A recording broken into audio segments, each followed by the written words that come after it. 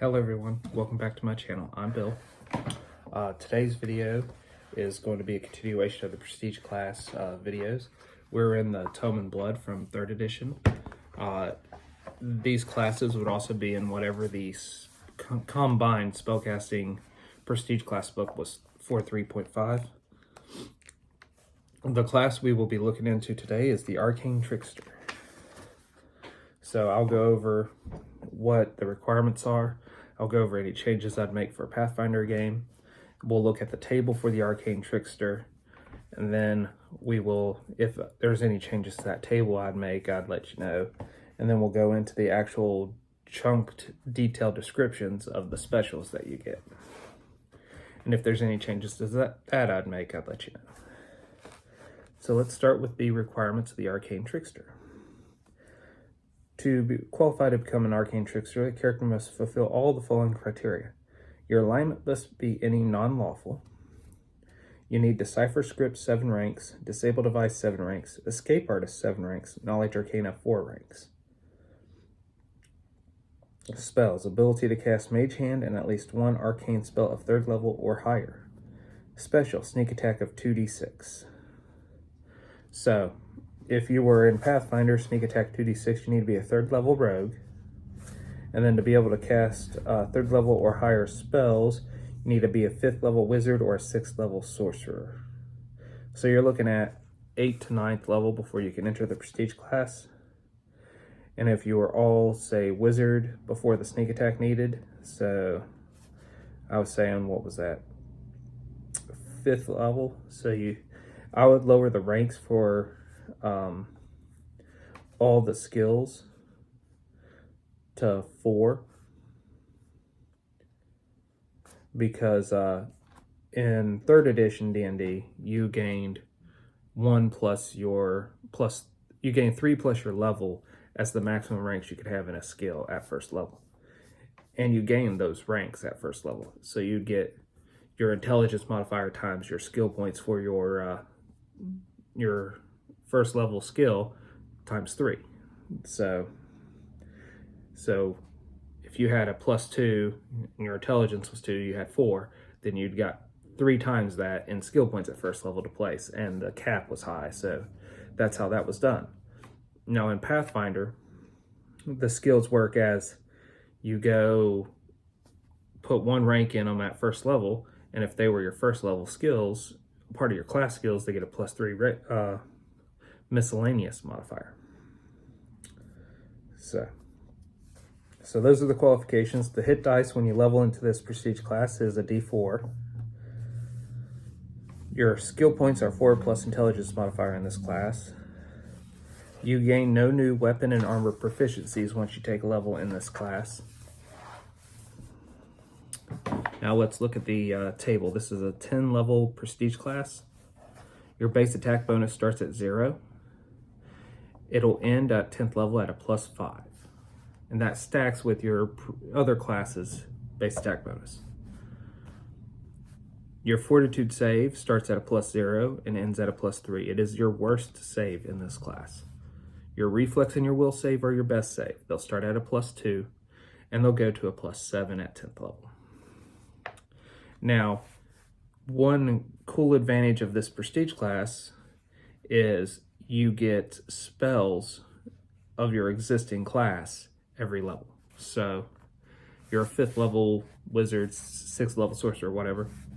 Every level of this class stacks with it as far as looking at your spell table, looking at what spells you can cast, what your highest level spells are you have access to. And then if you're a wizard, every time you gain a level, you'd gain 2 new spells to your spell book. If you're a sorcerer, you just look at you would add this to your sorcerer level for spells known and spells per day.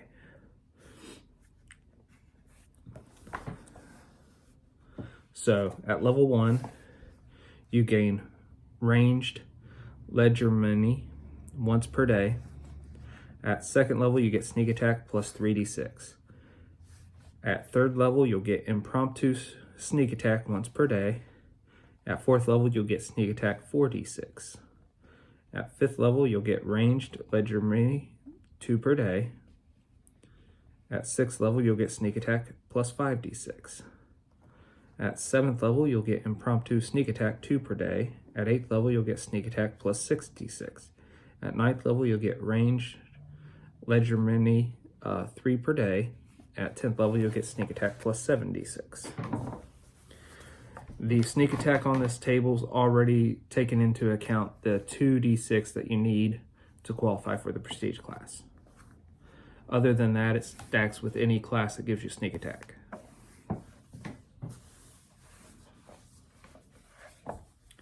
If you're using more classes that give you sneak attack, I would use this class first. Like I would count your rogue levels and this class as just this class sneak attack until you've maxed out this class, of course. And then whatever other classes give you a sneak attack, I'd add that to whatever this table's telling you.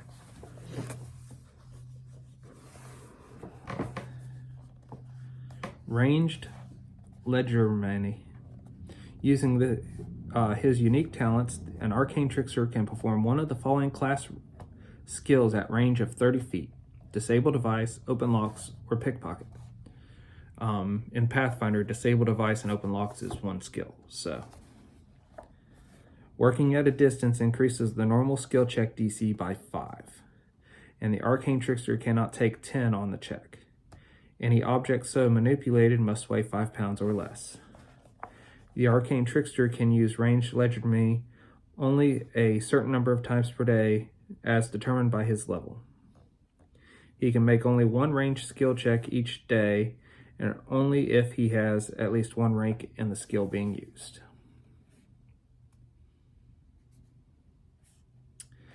Now this is where I would make a big change to the class. I would, instead of giving him the 1 per day, 2 per day, 3 per day that he's going to max out at, I'd give it equal to the prestige class level. He gets it at first level of the prestige class, so if it's equal to the level, he can do it 10 times per day at 10th level. It's not going to be that detrimental to us, especially us as the game masters running a game, so I don't know why it's penalized so much.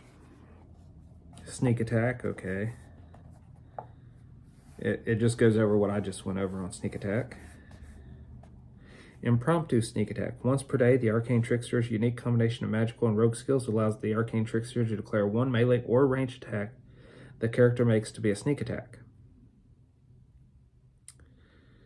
The target can be no more than 30 feet distance if the impromptu sneak attack is a ranged attack.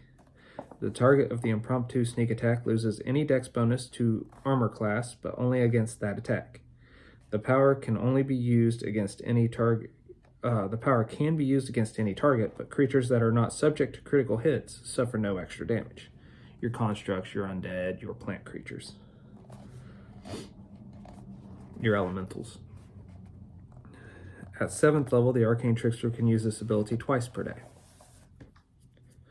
So I'd probably increase the impromptu sneak attack. I'd probably do it once per day plus your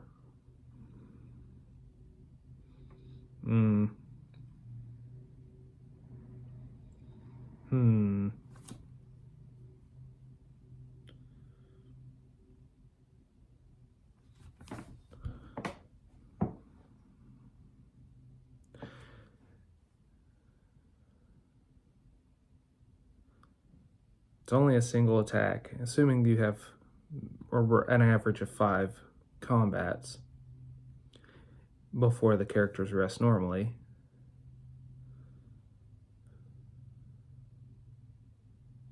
I'd probably base it off their sneak attack.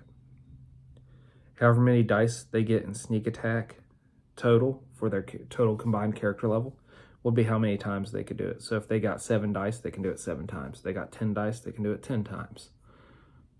I would do it like that. Because them doing it more than once in a combat's not going to really affect too much. Like, it's cool. It could really devastate something I'm using against the party, but meh. It's all for their fun, so I don't know why it needs to be penalized so much. Those two are the big changes I'd do. I'd make the ranged ledger mini equal to the class level of this prestige class, and I'd make the impromptu sneak attack, which you don't get till 3rd level. I'm not going to change that. I'd make that equal to your sneak attack on how many times per day you could get it. So by the time you have it, the level beforehand would up your sneak attack to 3d6, so you would have it 3 times per day. And then as soon as you gain 1 more level, you're at 4 times per day. So, and that's how I would run this arcane trickster as far as a prestige class in my Pathfinder game. So if you all think the arcane trickster is cool, let me know. If you all want to play an arcane trickster, let me know.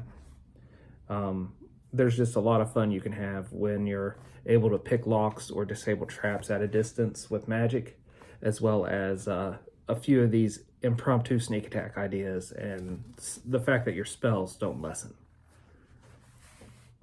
Well, until we all meet again, guys.